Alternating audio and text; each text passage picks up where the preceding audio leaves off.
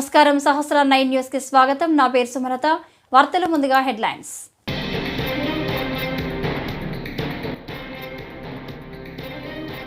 America 47వ అధ్యక్షుడిగా Donald Trump బాధ్యతలు.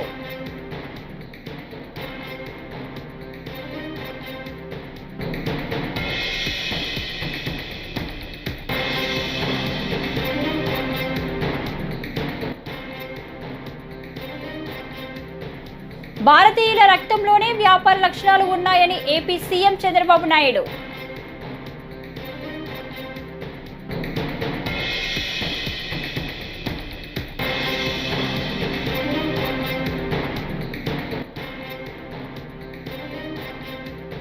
కొందరు దొంగ పత్రాలతో పేదల భూములను లాక్కుంటున్నారు. ఈటెల రాజేందర్.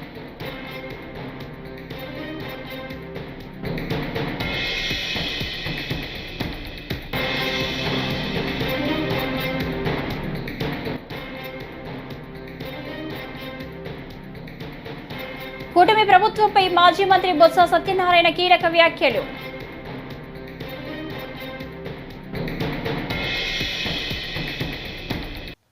ఇక డీటెయిల్స్ చూస్తే అమెరికా 47వ అధ్యక్షుడిగా డొనాల్డ్ ట్రంప్ బాధ్యతలు స్వీకరించారు. యుఎస్ క్యాపిటల్లో నిన్న రాత్రి ఈ కార్యక్రమం అట్టహాసంగా జరిగింది. Supreme court chief justice John Roberts ట్రంప్తో ప్రమాణ స్వీకారం చేయించారు. ఈ ప్రమాణ స్వీకారోత్సవ కార్యక్రమంలో స్టేజ్ పై ట్రంప్ తన సతీమణి అమెరికా ఫస్ట్ లేడీ మెలానియా ట్రంప్తో కలిసి డ్యాన్స్ చేశారు. ట్రంప్ తన చేత్తో కత్తి పట్టుకొని డ్యాన్స్ చేసి అలరించారు.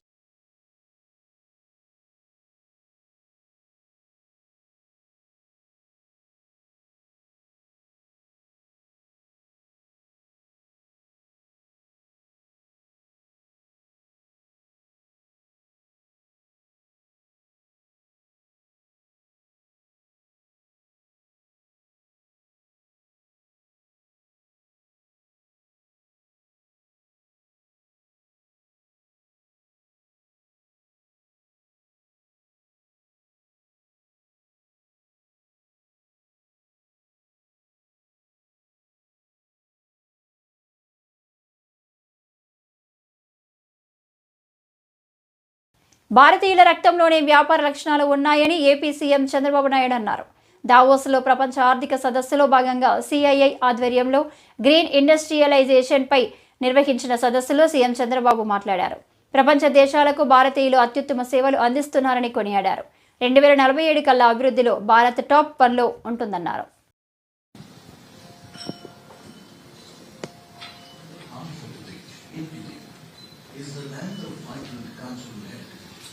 Blessed with abundant natural resources and thriving industries, it holds immense potential to drive this economic growth of the future.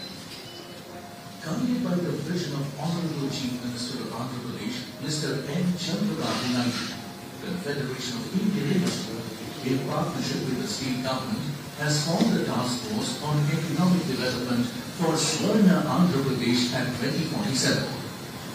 Chaired by the Honorable Chief Minister and co-chaired by Mr. N. Chandrasekhar, Executive Chairman of Tata Sons, the task force is crafting a blueprint to accelerate the state's economic growth. Amaravati will make hub for all this knowledge economy, public policy creation, everything. We are having 2-3 advantages. One is information technology with the backbone for knowledge economy. Second one, demographic dividend. Third one, youngsters. Because youngsters are entrepreneurs. As part of this initiative, CII, in partnership with the Andhra Pradesh government, is establishing the CII Center for Global Leadership on Competitiveness, or GLC, in Amaravati, the state's capital. The center's vision is to develop globally competent leaders, driving innovation, sustainability, and excellence across industries.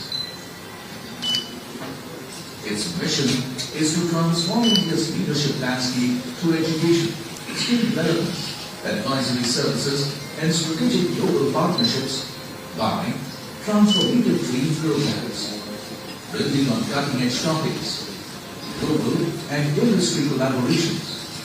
Key focus areas of the center include advisory services, global best practices. CII and the Government of Andhra Pradesh invite international institutions and organizations to engage, participate and collaborate with the Center for Global Leadership on competitiveness in shaping future leaders to drive global innovation and excellence.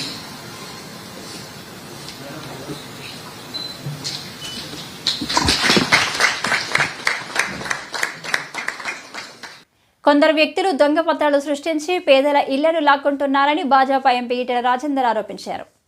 Medchal జిల్లా పోచారం మున్సిపాలిటీలోని ఏకశీల నగర్లో మంగళవారం ఈటెల పర్యటించారు.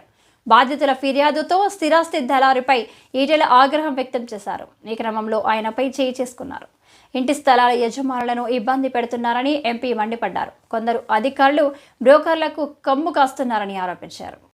హైదరాబాద్ చుట్టుపక్కల 30 ఏళ్ల క్రితం 40 ఏళ్ల క్రితం చిన్న ఉద్యోగాలు చేసుకునే వాళ్ళు, చిన్న వ్యాపారం చేసుకునే వాళ్ళు ఆనాడు భూములు కొనుక్కొని ఇల్లు కట్టుకుంటున్న సందర్భంలో మళ్ళీ మాకు వేరే రిజిస్ట్రేషన్ ఉందని చెప్పి దొంగ డాక్యుమెంట్స్ గుర్తించుకొని పోలీసు వాళ్ళని మేనేజ్ చేసుకొని రెవెన్యూ అధికారులను మేనేజ్ చేసుకొని పేదలు కట్టుకునేటువంటి ఇళ్ల మీద దౌర్జన్యం చేస్తున్నారు. మొన్న ఆరుంధతి నగర్లో, బాలాజీ నగర్, జవహర్ నగర్లో ఇట్లే చేస్తే మేము పోయొచ్చినాం. పేదల వాళ్ళు 40 గజాలు 60 గజాలలో ఇల్లు కట్టుకునేటువంటి పేదల వాళ్ళు 40,000 50,000 జమ చేసుకొని ఒక రేకుల షెడ్ వేసుకుంటే కూలగొట్టిపోతున్నారు.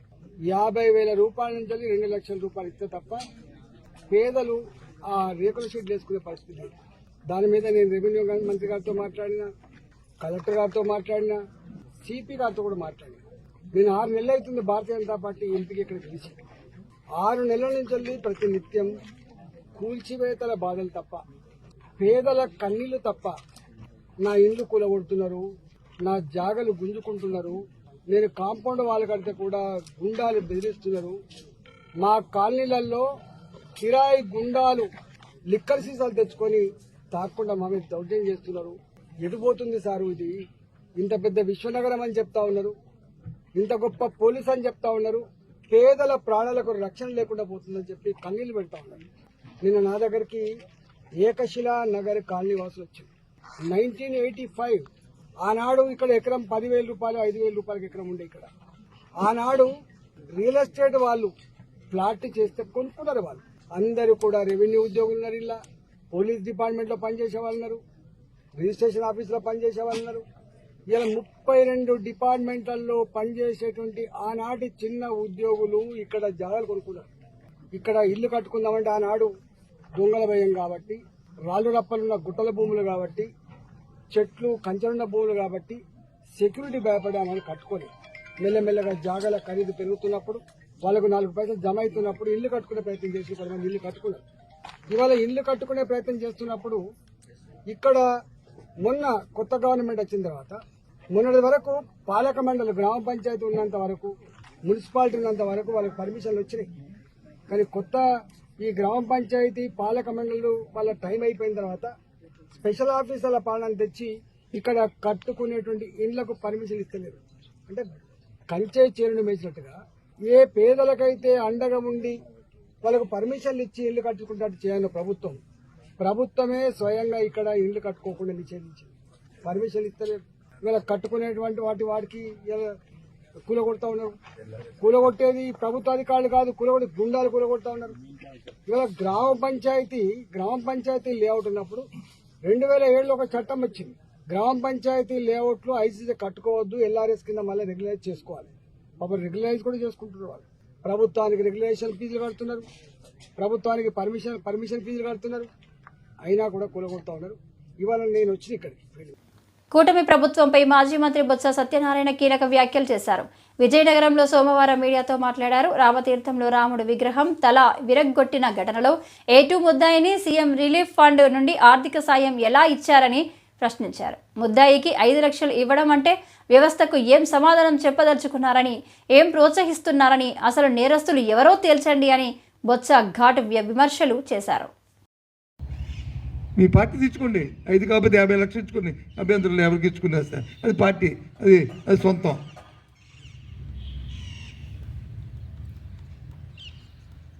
సాక్షాత్తు రామతీర్థంలో ఉన్న ఆ రాముడు తన నదికి ముద్దాయిగా ఉంటున్న వ్యక్తిని వచ్చి మీరు 5 లక్షల రూపాయలు ఇచ్చి దేన్ని ప్రోత్సహిస్తున్నారు? మీరు దేన్ని సమర్థిస్తున్నారు? ఏమిటి మీ ఆలోచన? ఏమిటి మీ ఉద్దేశం? నేను అడుగుతున్న సూటుగా అదే ఒకటే. కేసు ఫాల్స్ అయినప్పుడు ముందు కేసుని తొలగి దాన్ని ఎగ్వేట్ చేసి అది నిరాపరాధి అని చెప్పి ఆయనకి ఏదైనా సాయం చేసుకుని నిజంగా ఆయన నష్టం జరిగితే తప్పు కాదు. ఆ నేపథ్యంలో ఎవరైతే ఆ కేసు నుంచి పెట్టారో వాళ్ళ మీద మీరు ఆలోచించే చర్యలు తీసుకోండి. ఆ రోజు ఉన్న అధికారులు 1 to 10 ఎవరైతే ఉన్నారో అందరూ ఎవరైతే నిజమైన ఆ రోజు మా ప్రభుత్వం వచ్చి అసమర్థ ప్రభుత్వం అని అనుకుని మీరు అనుకుంటే మీరు సమర్థవంతులైతే మరి 7 నెలలు బట్టి మరి దర్యాప్తు జరిగి ఎందుకు మరి సరైన వ్యక్తుల్ని మీరు ఎందుకు పట్టుకోలేకపోతున్నారు? పట్టుకోవాలి మీద చర్యలు తీసుకోండి.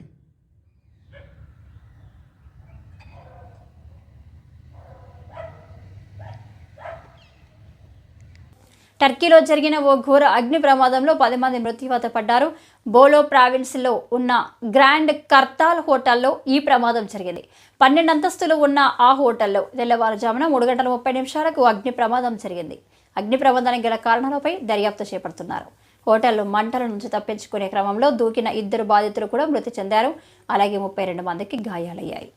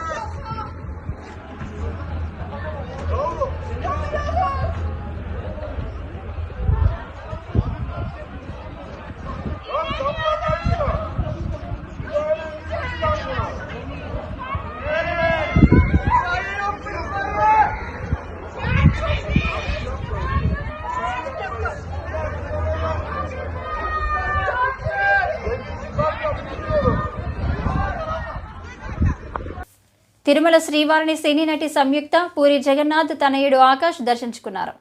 మంగళవారం వీఐపీ ప్రారంభ విరామ దర్శన సమయంలో వేర్వేరుగా స్వామివారి సేవలో పాల్గొన్నారు. గర్భాలయంలో స్వామివారిని దర్శించుకున్న వీరికి రంగనాయకుల మండపంలో పండితులు ఆశీర్వచనం చేసి స్వామివారి తీర్థ ప్రసాదాలను అందజేశారు.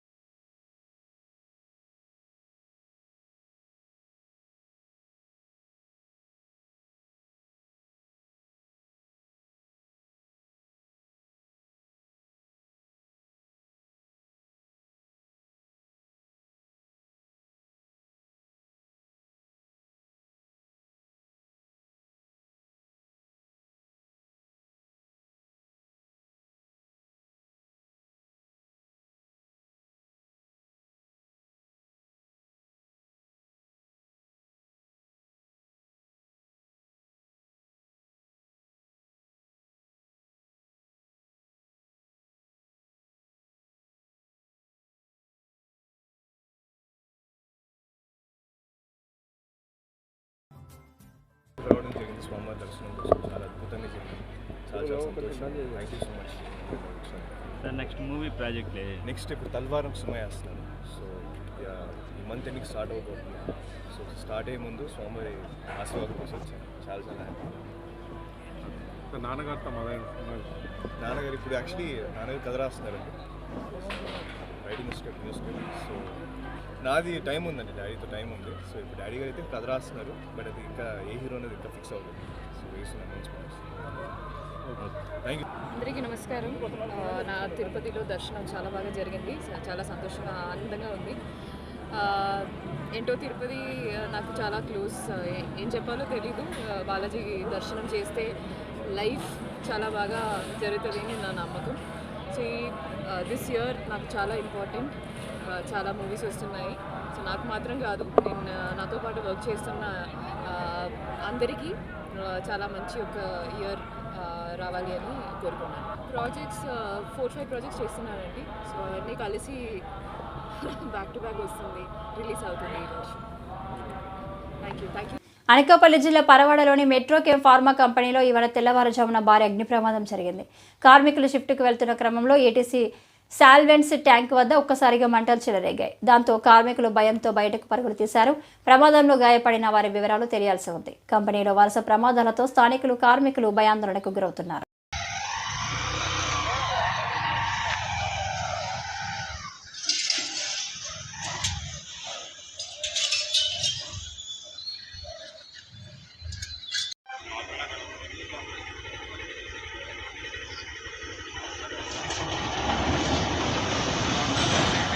రండి వెళ్ళిపోదాం.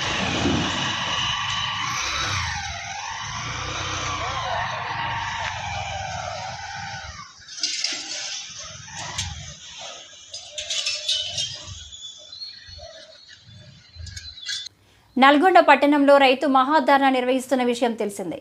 ఈ కార్యక్రమానికి బీఆర్ఎస్ వర్కింగ్ ప్రెసిడెంట్ కేటీఆర్ హాజరు కానున్నారు. ఈ నేపథ్యంలో నల్గొండ బీఆర్ఎస్ మాజీ ఎమ్మెల్యే కంచర్ల భూపాల్ రెడ్డిపై కాంగ్రెస్ మంత్రి కోమటిరెడ్డి వెంకటరెడ్డి అనుచరులు దాడికి పాల్పడ్డారు. అయితే క్రమంలో భూపాల్ రెడ్డి సొమ్మసిల్లి పడిపోయారు. ఘటనకు సంబంధించి పూర్తి వివరాలు తెలియాల్సి ఉంది.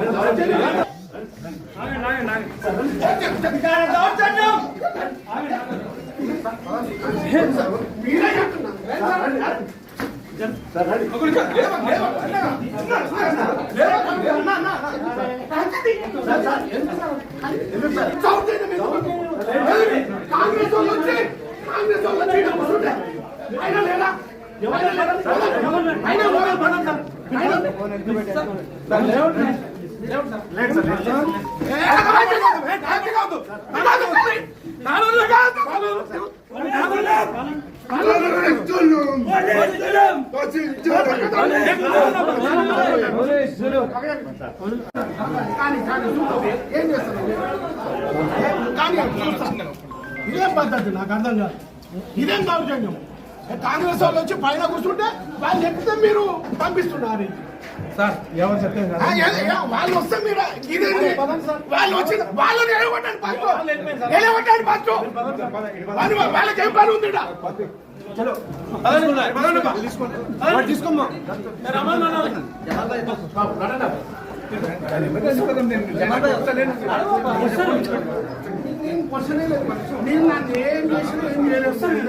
పరిశ్రమలు తీసుకురావాలన్నా, ఉద్యోగ అవకాశాలు కల్పించాలన్నా ఒక చంద్రబాబుకే సాధ్యమని చీఫ్ విప్ వినుకొండ ఎమ్మెల్యే జీవి ఆంజనేయులు అన్నారు.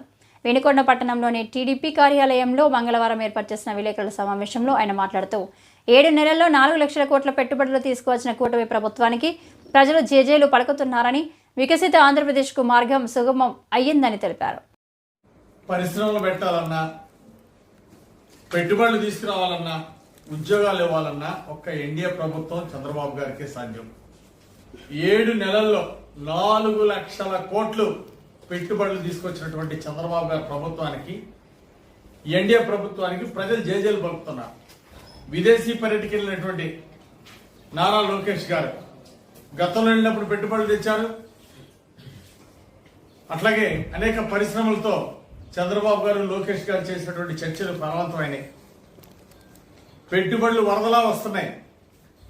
7 నెలల్లో 4 లక్షల కోట్లు పెట్టుబడులు వచ్చాయంటే ఏ రాష్ట్రంలో వచ్చినాయా?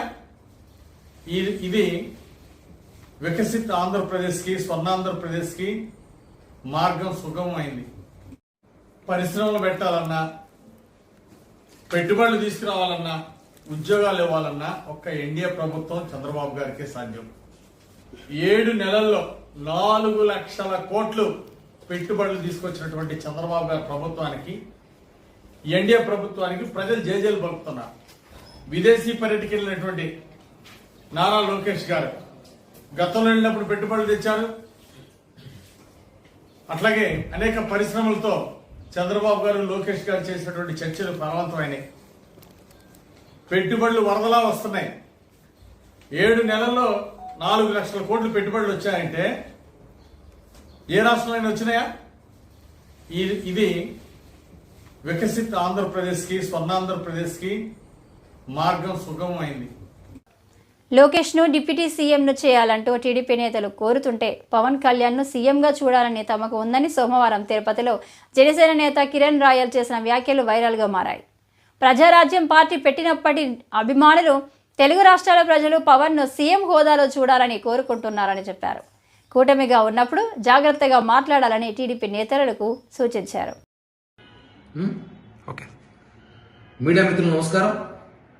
మనం చూస్తుంటాం గత 2-3 రోజులుగా ఆంధ్రప్రదేశ్ రాష్ట్రంలో నారా లోకేష్ గారిని డిప్యూటీ సీఎం చేయాలని టీడీపీ క్యాడర్ అంతా కూడా, టీడీపీ నాయకులందరూ కూడా కొన్ని చోట్ల కూడా కోరుకోవడం శుభపరిణామం, మంచిదే. ఎవరు రాజకీయాల్లో ఉన్నప్పుడు వాళ్ళ నాయకుడిని ఒక హోదాలో చూడాలని కోరుకోవడం తప్పు కాదు. లోకేష్ గారిని డిప్యూటీ సీఎం చూడాలని కోరుకోవడం టీడీపీ వాళ్ళు మంచిదే. అలాగే పవన్ కళ్యాణ్ గారికి ముఖ్యమంత్రిగా చూడాలని మాకు కోరుకుంటుంది కదా. ఎందుకంటే మేము కూడా ప్రజారాజ్య పార్టీ తర్వాత జనసేన పార్టీ పెట్టినప్పటి నుంచి పవన్ కళ్యాణ్ గారు ముఖ్యమంత్రిని చూడాలని మేము, మాతో పాటు బడుగు బలైన వర్గాలు, ఈ 2 తెలుగు రాష్ట్రాల కోట్లాది అభిమానులు ఆయన ముఖ్యమంత్రిగా చూడాలని కోరుకుంటున్నా కూడా మాకు అభిప్రాయం ఉంటాయి. కాబట్టి మనం కూటమిలో ఉన్నప్పుడు మనం మాట్లాడే ప్రతి మాట వైసీపీ వాళ్ళకి అవకాశంగా భావిపోకూడదు. మనం చంద్రబాబు గారు, పవన్ కళ్యాణ్ గారు ఎలా అనుకుంటారు, ఈరోజు మేము మెగా బ్రదర్స్ అంటే 3 కాదు 4 చంద్రబాబు గారితో కలిపి అలా అన్యూన్యంగా మనం కూటమి విజయం చేస్తాం, వెళ్తున్నాం ముందుకి, అన్ని సక్సెస్ అవుతున్నాం, అన్ని నిధులిస్తున్నాం, అన్ని చేస్తున్నాం అభివృద్ధితో పాటు. ఇలాంటప్పుడు మనల్ని చెడగొట్టాలని చెప్పి వైసీపీలో కొంతమంది బ్యాచ్ ఎదురు చూస్తుంటారు. ఆ బ్యాచ్కి అవకాశం ఇవ్వకూడదు కాబట్టి చెప్తున్నాము. ఎన్నికల ముందు ఏదైతే ఒప్పందంతో మనం ముందుకెళ్ళాము ఎన్నికలకి, ఆ ఒప్పందంతోనే మనం ముందుకెళ్తే మంచిది. దానివల్ల ఏమవుతుంటే రాజకీయాల్లో అలజడి సృష్టించకుండా బాగుంటుంది. పవన్ కళ్యాణ్ గారిని ముఖ్యమంత్రిగా చూడాలని చెప్పి కోట్లాది మంది అభిమానులు భారతదేశంలో కోరుకుంటున్నారు, అది వాస్తవం. కాబట్టి మనసులో మాటలు ఉంటుంది. అవి మాట్లాడేటప్పుడు కొంచెం ఒకసారి మనం చూసి మాట్లాడుకుంటే, ఎందుకంటే వైసీపీ వాళ్ళకి పెయిడ్ ఆర్టిస్టులకి అవకాశం ఇచ్చినట్టు వాళ్ళు దీన్ని సోషల్ మీడియాలో చాలా హంగామా చేస్తూ కూటమి చీలిపోయింది రకరకాల ప్రయత్నిస్తున్నారు. కూటమి చేర్చిన వరల కాదు, 10 సంవత్సరాల కూటమితో రాష్ట్ర అభివృద్ధి చేయడం పవన్ కళ్యాణ్ గారి లక్ష్యం. పవన్ కళ్యాణ్ గారి నాయకుడి రాష్ట్రానికి కాదు దేశానికి అవసరం అని చెప్పి కూడా తెలియజేస్తున్నాం. తూర్పుగోదావరి జిల్లాలో ప్రజల అవసరాలకు అనుగుణంగా 9 ఇసుక ర్యాంపుల ద్వారా 10 డిస్టిలేషన్ పాయింట్ల వద్ద ఇసుకను అందుబాటులో ఉంచుతున్నట్లు కలెక్టర్ ప్రశాంతి తెలిపారు. సోమవారం రాజమండ్రిలోని జిల్లా కలెక్టరేట్ వద్ద జిల్లా స్థాయి ఇసుక కమిటీ సమావేశాన్ని నిర్వహించారు. ఈ సందర్భంగా ఆమె మాట్లాడుతూ బోట్స్ మ్యాన్ సొసైటీ సభ్యులను ఇసుక రీచ్లలో త్రవ్వకాలు లోడింగ్కు అనుమతిస్తున్నట్లు కలెక్టర్ పేర్కొన్నారు.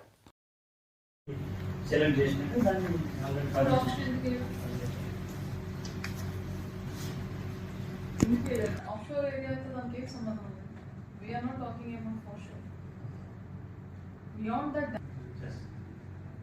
ఏంటి చేస్తామంటే నీళ్ళేసి చేరుకోవాల్సిన చెప్పేస్తే జస్ట్ ఫిక్స్ ఎంత క్వాంటిటీ తవ్వాలి, ఎలా తవ్వాలి అనేది ఎలా ఫిక్స్ చేస్తారు.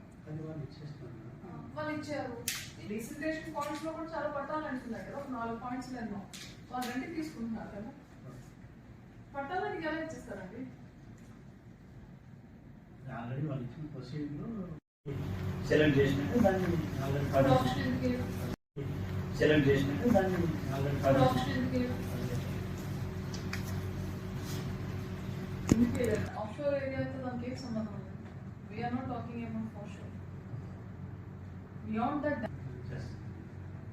ఏంటి చేస్తామంటే నీళ్ళేసి చేరుకోవాల్సిన చెప్పేస్తే జస్ట్ ఫిక్స్ ఎంత క్వాంటిటీ తవ్వాలి, ఎలా తవ్వాలి అనేది ఎలా ఫిక్స్ చేస్తారు. వాళ్ళు ఇచ్చారు. డీసిల్టేషన్ పాయింట్స్ లో కూడా చాలా పట్టాలు అంటున్నారు కదా, 4 పాయింట్స్ ఎన్నో వాళ్ళు రెంట్ తీసుకుంటున్నారు కదా,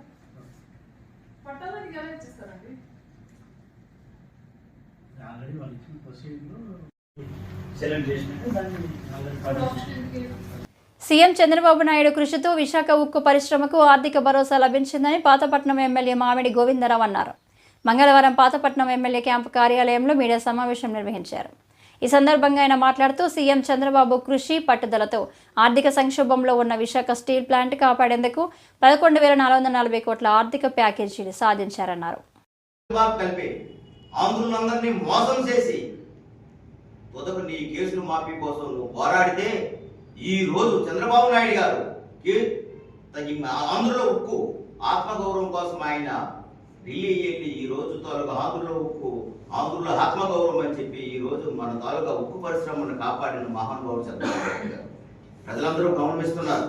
అందుకోసమే ఈ రోజు అందరూ హ్యాపీగా ఉన్నారు. ఆంధ్రప్రదేశ్ ప్రజలందరూ కూడా విశాఖ ఉక్కు ఈ రోజు ప్రైవేట్ పరం అవడం లేదు. ఈ రోజు మన సొంతం అవుతుంది. ఈ రోజు అంతా అభివృద్ధి పదంలో రన్ అవుతుందని తెలియజేసుకుంటూ మరొకసారి ఖబర్దార్ జగన్మోహన్ రెడ్డి మళ్ళీ తప్పుడు మాధ్యమాలతో సోషల్ మీడియాలో పెట్టకుండా వాస్తవాల పరిగణన తీసుకొని వాస్తవాలు సోషల్ మీడియా కూడా ఒక విషయం మన మానవ పురోగతికి సోషల్ మీడియా ఉపయోగించాలి కానీ ఒక రాంగ్ ట్రాక్ కోసం సోషల్ మీడియా ఉపయోగించకూడదు. కాబట్టి దీన్ని తీవ్రంగా ఖండిస్తున్నామని తెలియజేసుకుంటూ సెలవు తీసుకుంటున్నాను. ఈ వార్తలు ఇంతటితో సమాప్తం. నమస్కారం.